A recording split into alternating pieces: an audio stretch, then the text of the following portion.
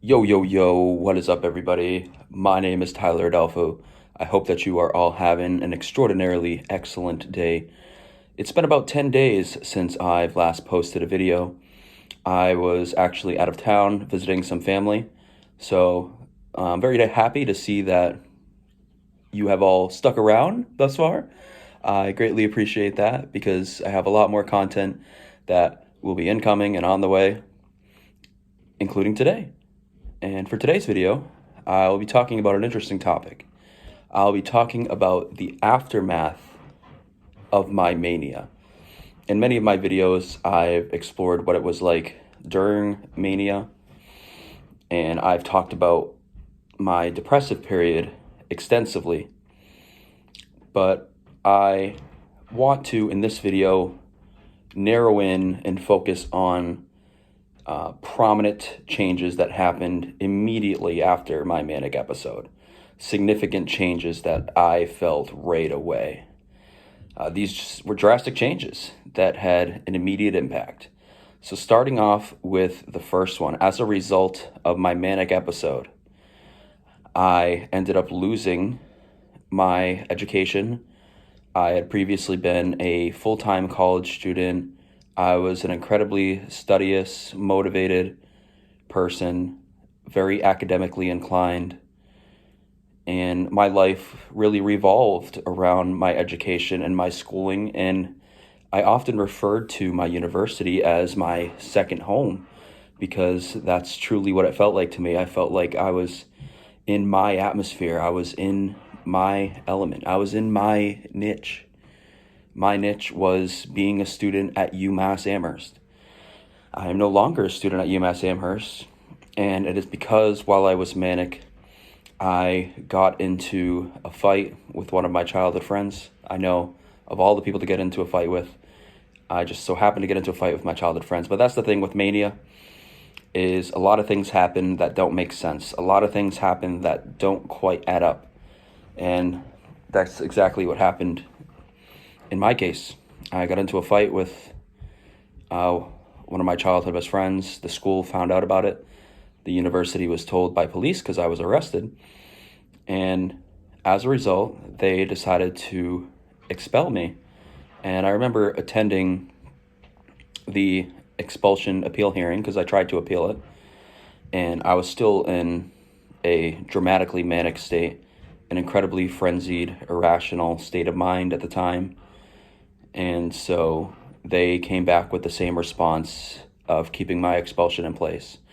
And there is no recourse that can be taken from it at this point. I've exhausted all my options. I've tried having my psychiatrist write a letter, delineating the various side effects I experienced as a result of my bipolar 1 disorder, and it's amounted to nothing. The university just flat out rejected to hear or see what I had to present. So I lost my education. That was the biggest thing, I would say, as a result of my mania.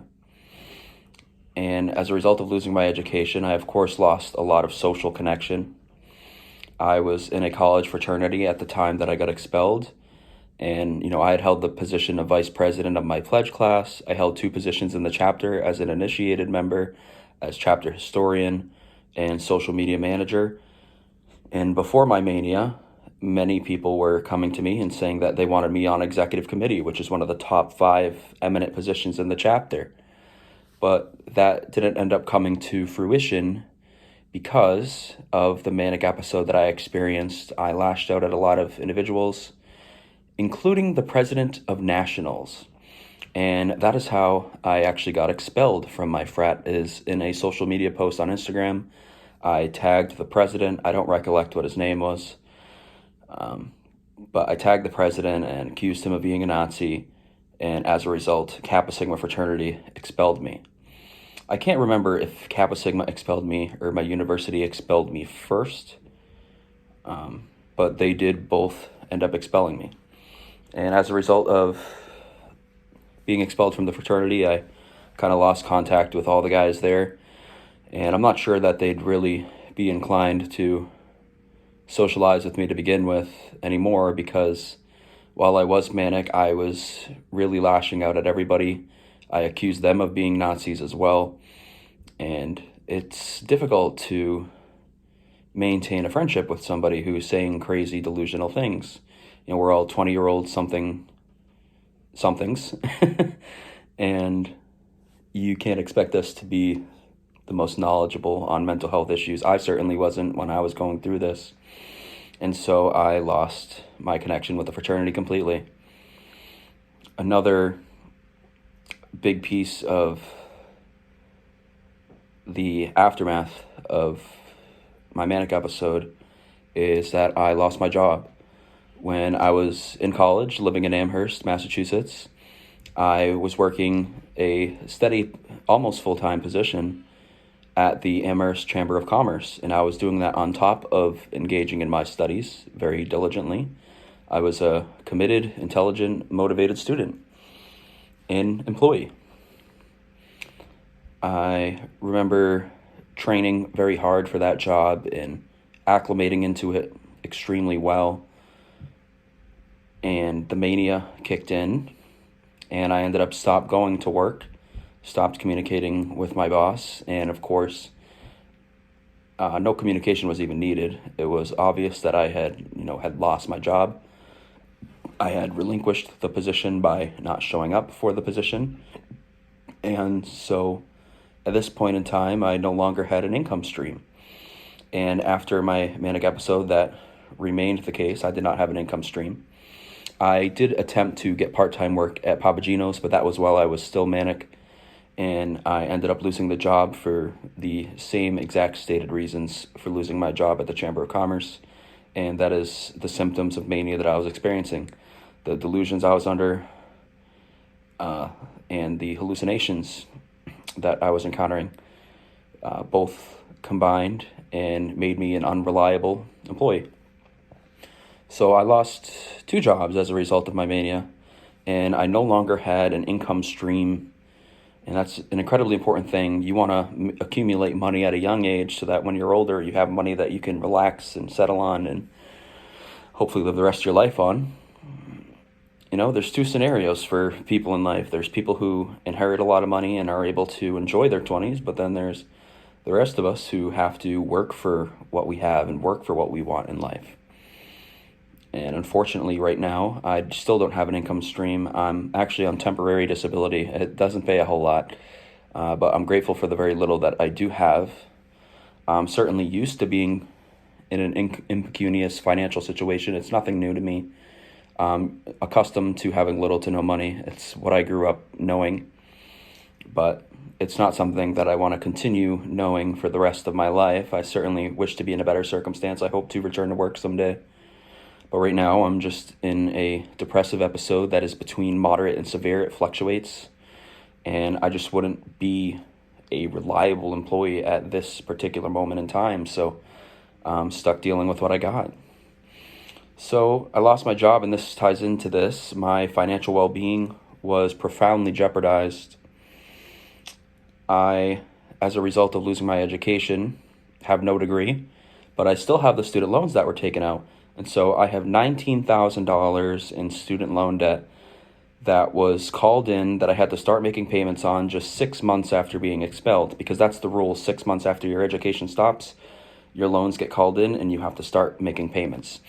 I have not been making payments because I do not have the funds. I do not have the income to make payments. So that is going to be severely damaging my credit score in the interim, until I'm able to have a steady income again and be able to begin seriously paying it back.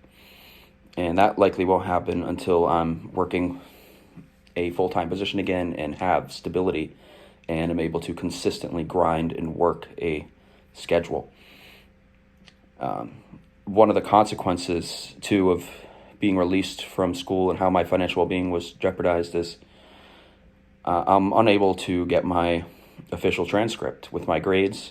So if I wanted to transfer my credits to a different university, I am presently unable to do so until I pay my university the amount of $5,000. And that is because I had forgot to unenroll from the spring semester, during which I got expelled, and They charged me for the time that I was still technically a student, even though I wasn't going to classes, even though I was no longer even on campus. And so I have to pay them $5,000 in order for them to release my transcript so that I can then present it to a new university in a new application and try to finish the remaining few credits that I have left to get my degree. And one last thing, and this goes to the list of social effects, social aftermath of my mania episode, is all my social media accounts were banned. I had a Snapchat, I had an Instagram, I had a Twitter, and I had a Facebook. The Snapchat I had started while I was in college, and I'm not particularly upset that I lost it. I wasn't a big fan of the application to begin with, and that goes for all social media. The Instagram, I was a little more frustrated with losing because in many ways it was kind of like an online diary / journal for me. And I have a actual physical journal that I keep as well. But Instagram was a place where I had documented memories and achievements of myself from high school and college and early life. And I lost all of that, graduation photos, winning first place in the state of Massachusetts for a business competition, speech competition results. All of these memories were lost as a result of my Instagram account being banned. And my accounts were banned because of the type of content I was posting. My content was incredibly political, conspiratorial, and I think the conspiratorial aspect leaned a little bit too much into violence or encouraging violence, and as a result, I violated the policies and terms of these social media websites, and my accounts were banned while I was still in mania. And I've tried to look at ways to try and appeal, at least on trying to get my Instagram back, but I've been unable to do so. Facebook, I actually got rid of myself simply because it was so overwhelming for me when I was coming out of mania to look back and see the things that I had posted, and it just felt easier to me.